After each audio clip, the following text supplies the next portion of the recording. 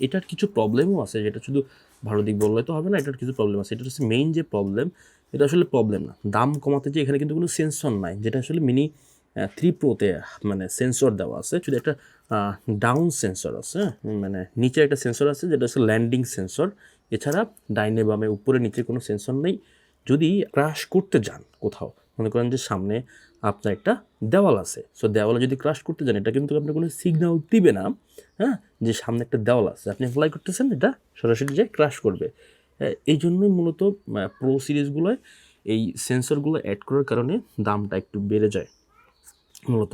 তবে এটার যে মানে ফুটেজগুলো যদি আপনারা দেখেন, আপনারা সন্তুষ্ট হবেন। এবং ভাই প্রায় আমার নাজমুল ভাই প্রায় 1-1.5 বছরের মতো ইউজ করছে, এবং 2-3বার মতো ক্র্যাশ হয়েছে, তখন মেজর কোনো সমস্যা হয় নাই। আবার রিপেয়ার করে আবার সেই ফুল উদ্যমে আগের মতো ভিডিও করতে পারতেছে, কোনো সমস্যা নাই।